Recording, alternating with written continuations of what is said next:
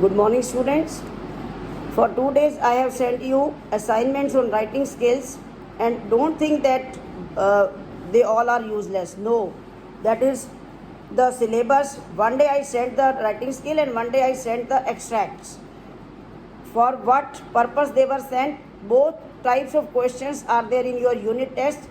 Prepare accordingly.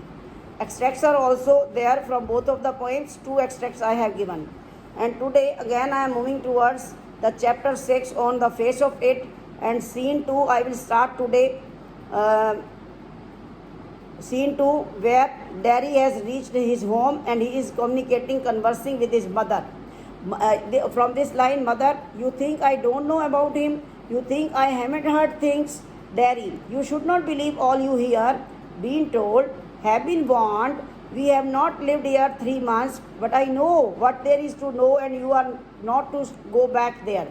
What is this conversation tell about their relationship? How the son behaves with his mother. The second scene is at Derry's house, and Derry is talking to his mother. His mother asks, what did Derry think of her? She had already heard about Mr. Lamb. Derry told her not to believe what others said, but she warned him that she knew what was required to be known about any person, and therefore asked him not to go back. Derry asked her the reason of her fear. He told her that Mr. Lamb was just an old man with a tin leg and had a big house without curtains and a garden. He said that he wanted to go back and listen to things. His mother was curious to know what was it that he wanted to listen. He replied that he wanted to hear bees singing and wanted to listen to what Mr. Lamb said.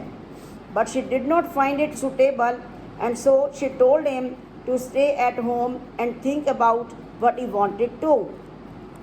But Derry says, I hate it there. And mother, what she says, you cannot help the things you say. I forgive you. It is bound to make you feel bad things and say them, and I don't blame you. Derry said that he hated to remain at home. His mother excused him for speaking wrong because he felt bad and so spoke that way. Derry said that it had nothing to do with his face. The important thing was how he thought and what he saw or heard. He announced that he would go back into the garden to help Mr. Lamb with the crab apples, wild apples. His mother tried to stop him, but he ran away, shutting the door behind him. Again, scene 3, the scene takes place in the garden of Mr. Lamb, where Mr. Lamb has climbed a ladder and plucking down his crab apples with the help of a stick. What happens then? You can see a picture in your book. Mr. Lamb has fallen down on the floor, on the ground, along with his ladder, and Derry is sitting near him. What is this scene? The third scene is in Mr. Lamb's garden. There was the sound of branches.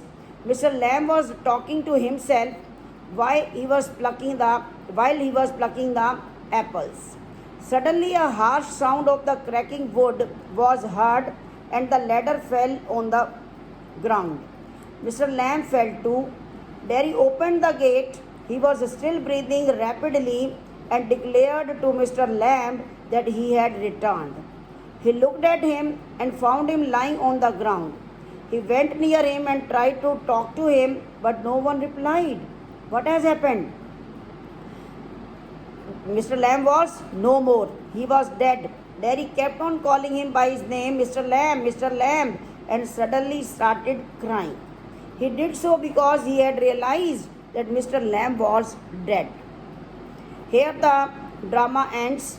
Students, you must know, although the old man had lost his life, but he had tried his best to change the course of Derry's life.